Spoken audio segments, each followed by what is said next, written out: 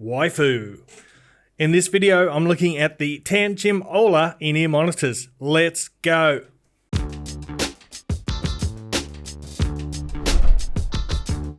What's cracking, audio fans? It's David here from Prime Audio Reviews. So the Tanchjim OLA budget single dynamic driver IEM retailing at around $39. Pretty standard box. There you go.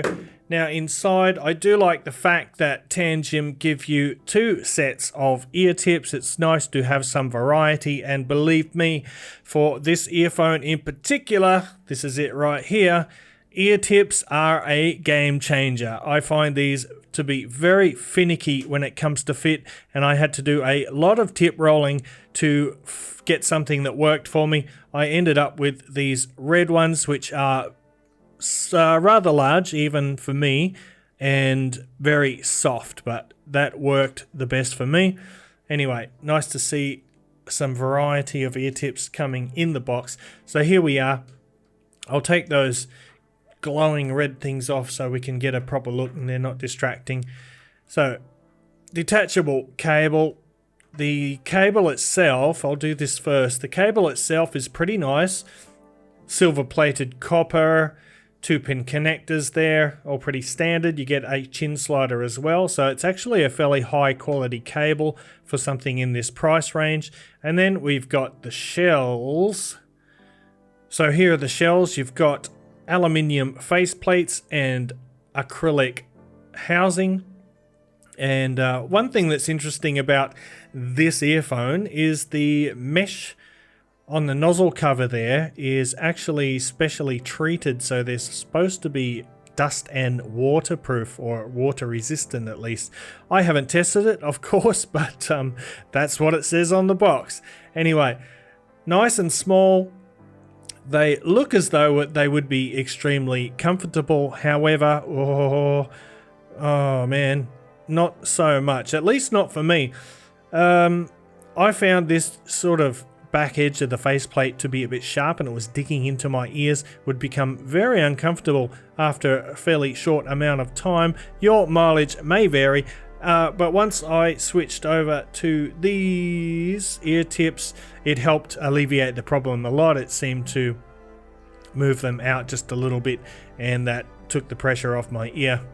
With that said, it's time to move on to the sound, and the Tanchjim OLA here has a neutral tuning. It's fairly balanced in its presentation, and it has a clear character.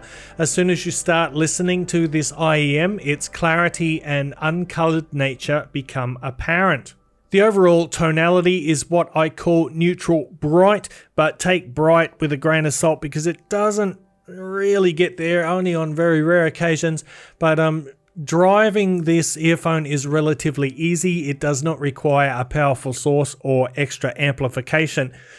Before we go any further, if you want to see more videos like this, make sure you are subscribed so you get notified when I release new content. Okay, and now on to the bass. The bass is fairly light, boosted just north of neutral in the mid bass with a sub bass roll off.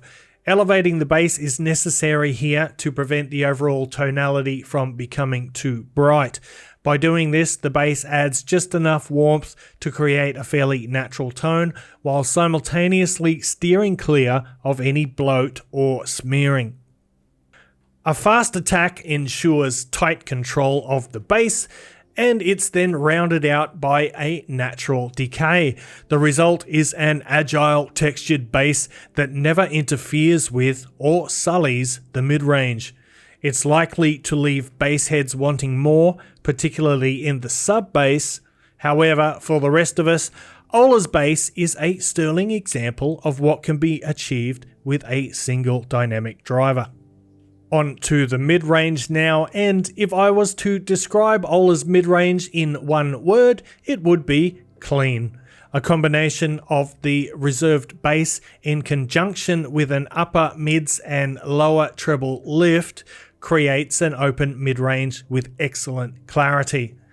OLA is a vocal powerhouse, rendering both male and female vocals with nuance, expression, and transparency.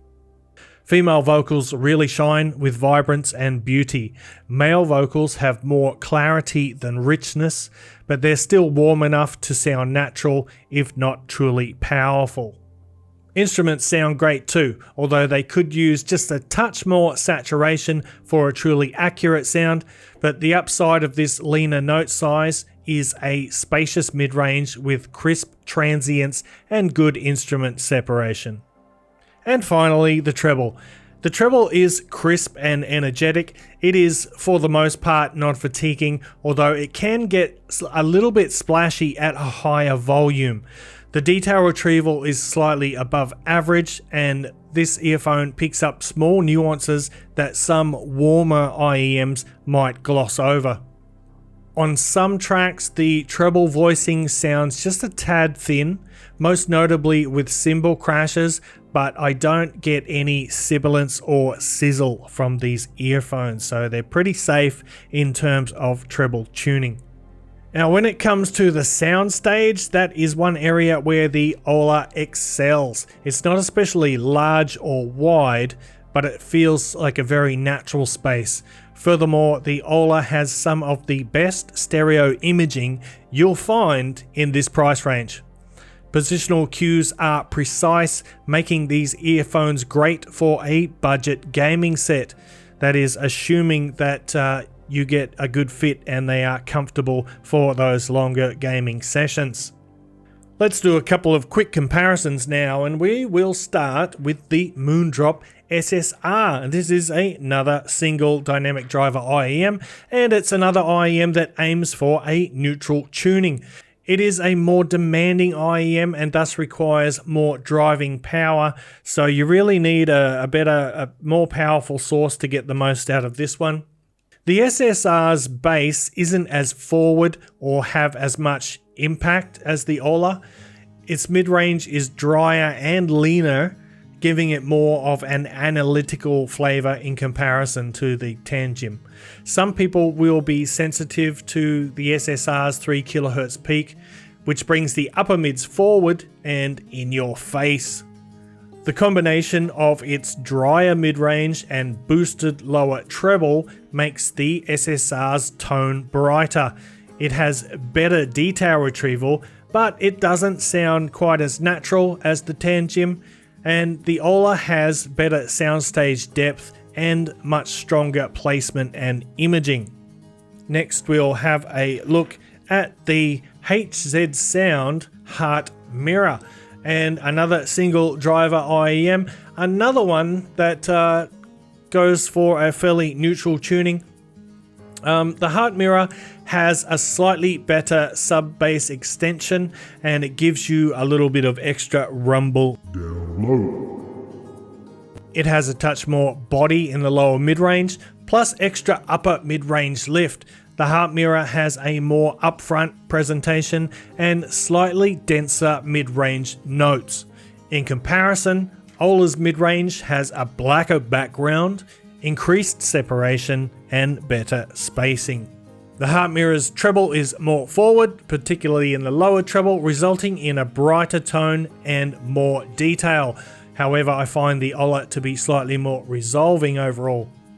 The Heart Mirror's treble is more splashy and tiring to my ears. The HM has a wider soundstage, but the OLA's stereo imaging is far superior. That is one of the greatest things about the OLA, is its imaging. Very good positional in terms of positional cues and direction. So that is the Tanchjim OLA. Is it worth your money? I think it is, yes, but just be wary that you're going to need to be careful with your ear tip selection, and hopefully you will get a better fit than I do. I did work it out eventually, but still, even now, it's not one of the better fitting IEMs.